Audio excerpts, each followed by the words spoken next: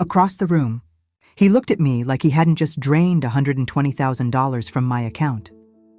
I'm Rebecca Mitchell, 34, and I built my boutique from nothing.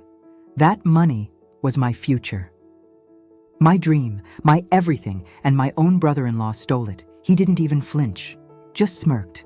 But he forgot one thing. I may be family, but I don't play nice.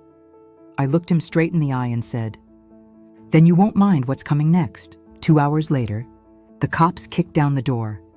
Have you ever been betrayed by your own blood? Tell me in the comments, and don't forget to like and subscribe if you believe karma runs in the family. Growing up in Portland, I was the responsible one. My parents ran a small hardware store, while my younger sister, Allison, spent her teens chasing parties and popularity. I saved every dollar from my summer jobs. After college, I worked 3 years in corporate retail before launching Mitchell Designs, a boutique focused on sustainable, locally made clothing. I quit my stable job with just $5,000 in savings and a heart full of ambition. The first 2 years nearly broke me. 18-hour days, ramen dinners, every penny reinvested. Then tragedy hit. A drunk driver ran a red light and killed both of our parents. The grief cracked me open. I buried myself in work. Allison dropped out of college, drifting through one dead-end job after another. When the estate settled, we each received $75,000. I invested mine in my store. Allison met Kyle at a casino and married him 6 months later. I hated him instantly. The slicked-back hair, the shiny watch, that smug, patronizing grin. At their wedding, he sneered, "Your sister's shop is cute, but real money's in investments." He dominated every room. And Allison changed. She grew quiet, timid, always glancing at him before she spoke. She stopped calling. When I did see her, she smiled with her mouth, but never with her eyes. Then came the reunion. The lake house had been in our family for generations. I'd just secured a second location for my store. And the $120,000 in my account was set aside for the expansion. 5 years of sacrifice about to bloom.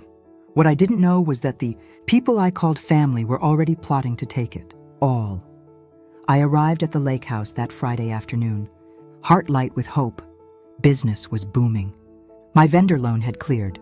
The second boutique was finally real. Cousin Emma met me at the dock. She smiled but whispered, "Allison and Kyle got here earlier.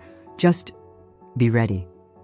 Through the screen door, I heard Kyle's voice before I saw him, loud, bragging about a real estate flip that would double anyone's money.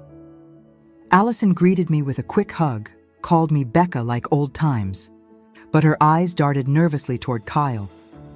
"The entrepreneur arrives," he smirked, raising a whiskey glass. "Still selling enough dresses to keep the lights on?" I smiled tightly. "Actually, we're expanding. Just signed the lease downtown." "In this economy?" he scoffed. Later that night, I went to my room to check emails. I noticed it instantly. My laptop had been moved.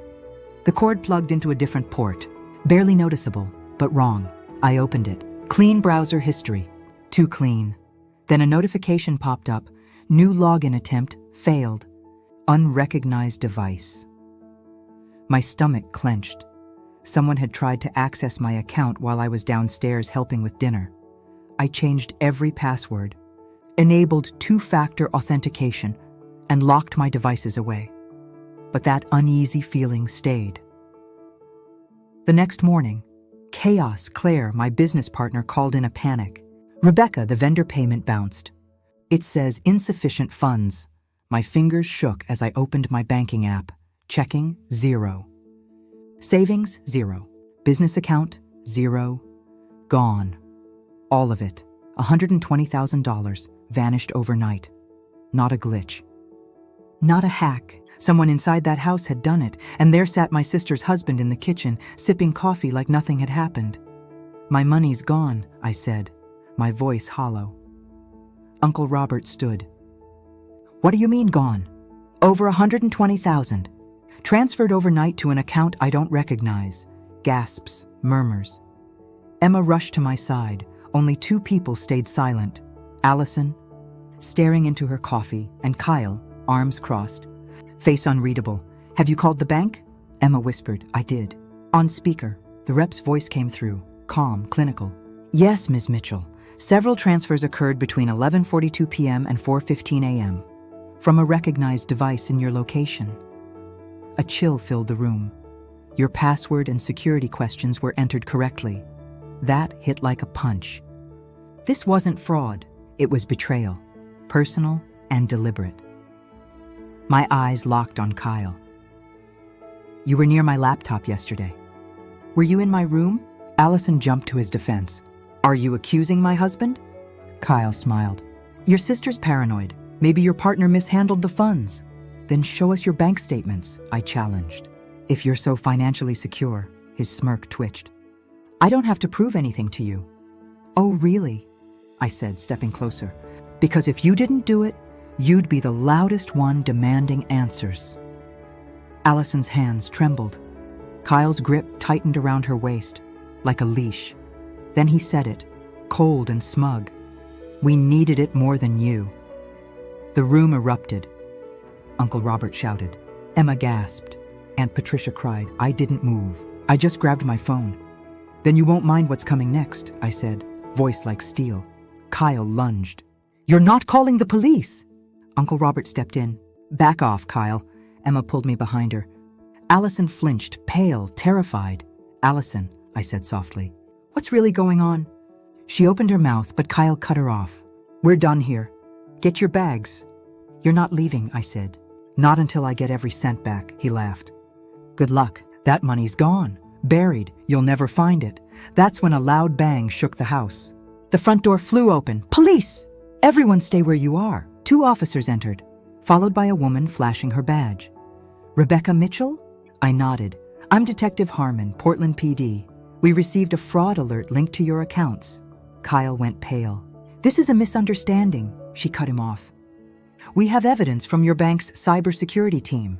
Transfers, device IDs, and your face, Mr. Henderson. His mouth opened, but nothing came out. I held out my phone. I installed security software. It takes photos during login attempts, tracks keystrokes, records access history. You'll find everything. Kyle's mask slipped. You set me up. No, I said calmly. I protected myself. As the officers cuffed him, he shouted at Allison, You think you're safe? You're nothing without me. She stepped forward, voice shaking but strong. I was nothing to you. Without you, I can finally be myself again. Detective Harmon turned to me. With this much evidence, you'll recover most of the stolen funds. And more importantly, he won't hurt anyone else. For the first time in days, I exhaled. A month later, I stood in the soft morning light of my second boutique, open. Thriving, safe, Mitchell Designs had survived. Not because I was lucky, but because I was ready. Because I trusted my gut. Because I refused to let betrayal define me. The bank recovered 97% of the funds. The rest was covered by fraud protection. But money wasn't the biggest victory. Allison was. She moved in with me, filed for divorce, re-enrolled in school. The shadows under her eyes began to fade. She laughs again. She bakes again. She's healing. Last night, as we chopped vegetables like we used to with Mom, she said, You were brave. Becca, I want to be brave enough to rebuild myself. And she is. Kyle pled guilty to fraud, coercion, and identity theft. He'll be in prison for a long time.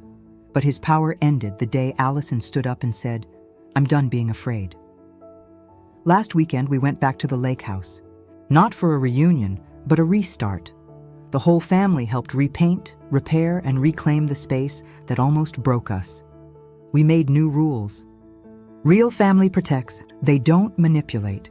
If you've ever had to cut out toxic family to protect what you love, I see you. Drop a comment if you've ever said enough. And if you're still gathering courage, borrow some of mine, because blood doesn't give anyone the right to break you.